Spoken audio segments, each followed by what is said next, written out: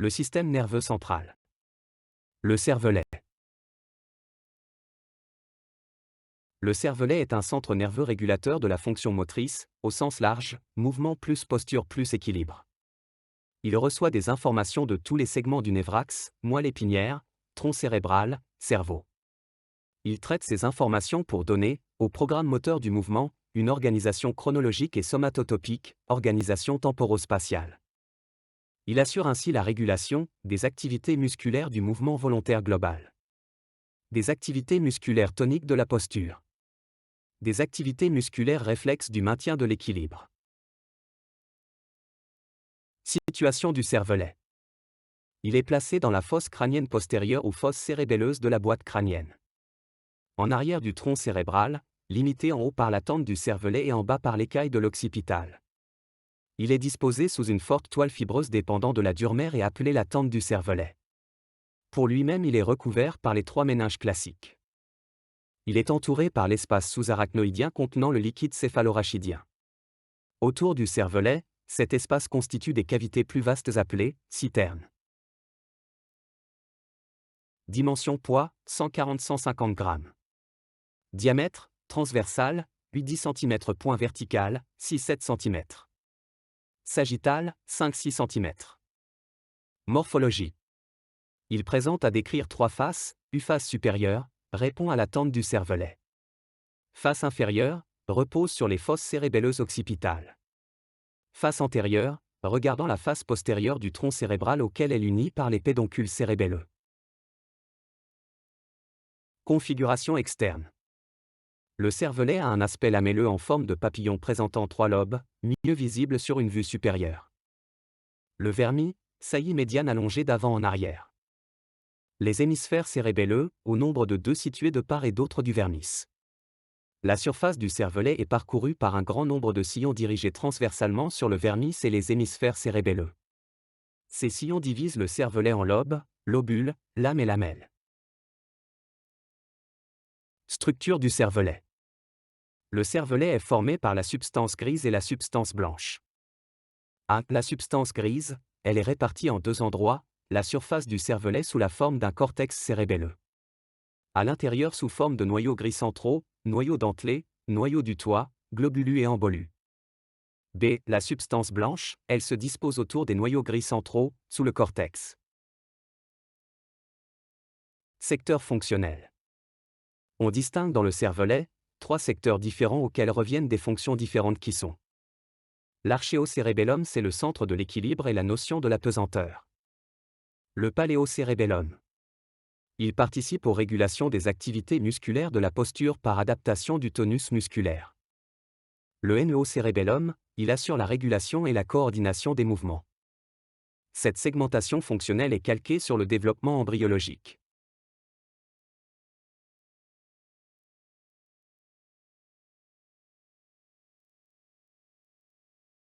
C'est le segment du névrax qui est placé au-dessus de la moelle, sous le cerveau et en avant du cervelet, au centre de la fosse crânienne postérieure. Le tronc cérébral est une portion dilatée du névrax.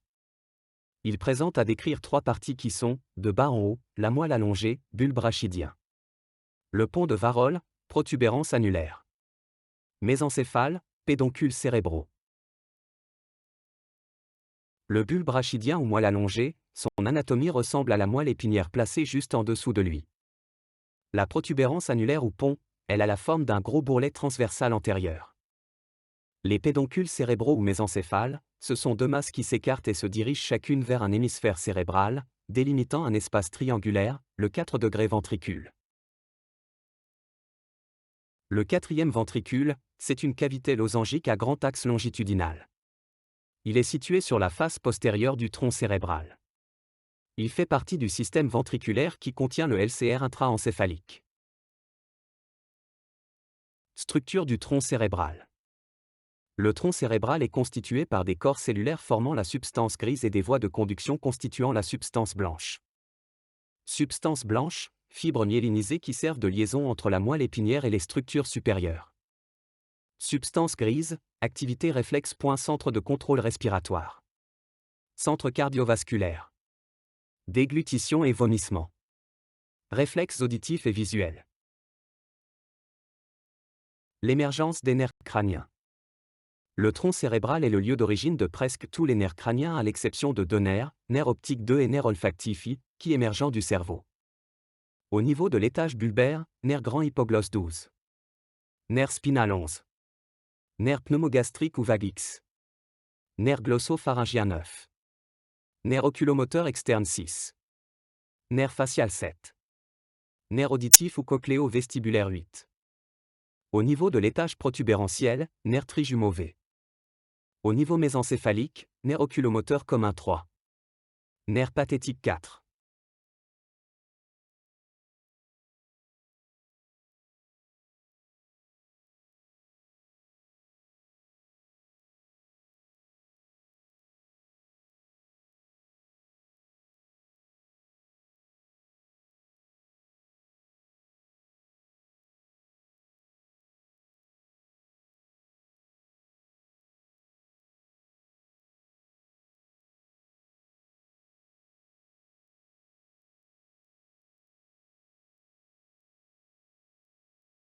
La moelle épinière est la partie caudale du système nerveux central qui fait suite au tronc cérébral. Elle est contenue dans le canal rachidien, délimité par les vertèbres. Plus courte que la colonne vertébrale, elle s'arrête au niveau de la deuxième vertèbre lombaire, L2. Elle émet des racines nerveuses qui sortent du canal rachidien et vont former les différents nerfs, 8 racines cervicales, 12 racines dorsales, 5 racines lombaires, 5 racines sacrées. Elle a pour fonction la transmission des messages nerveux entre le cerveau et le reste du corps, ainsi que le contrôle de certains réflexes. Elle se divise en deux voies, voie ascendante pour les informations sensorielles vers le cerveau. Voie descendante pour les informations motrices vers les muscles. Caractéristiques générales. La moelle épinière se présente sous la forme d'une tige cylindrique blanchâtre parcourue par des sillons verticaux. Le long de la moelle, on peut noter deux renflements. Un renflement cervical d'où émergent les nerfs qui innervent les membres supérieurs. Un renflement lombaire pour les nerfs qui innervent les membres inférieurs. Elle n'occupe pas tout le canal vertébral mais se termine au niveau de la vertèbre L1 et forme ensuite le cône médulaire. De là émergent toutes les dernières racines lombaires et sacrées qui vont se mélanger et se confondre pour former ce que l'on appelle la queue de cheval, phylum terminal. Sur toute la longueur de la moelle, sortent de chaque côté 31 racines nerveuses antérieures et 31 racines nerveuses postérieures, 8 cervicales, 12 dorsales, 5 lombaires, 5 sacrées, un coccygienne, la racine antérieure est motrice. La racine postérieure est sensorielle et porte un renflement appelé le ganglion rachidien, formé par les corps cellulaires des neurones sensitifs. À chaque étage, la racine antérieure et la racine postérieure se réunissent pour gagner le trou de conjugaison situé de chaque côté du canal vertébral et pour former un nerf rachidien, ou nerf spinal. Chaque nerf rachidien est donc mixte, c'est-à-dire à la fois sensitif, avec neurones sensoriels, et moteur, avec motoneurones. Comme l'encéphale, la moelle épinière est protégée et recouverte par les méninges avec du LCR qui circule dans l'espace sous-arachnoïdien. Ponction lombaire, en coupe transversale, on peut distinguer deux régions distinctes. La matière blanche, située en périphérie, qui contient les axones des neurones sensoriels et des motoneurones et correspond au passage des grandes voies motrices, sensitives. La matière grise, en forme de papillon au centre, qui est constituée des corps cellulaires des neurones.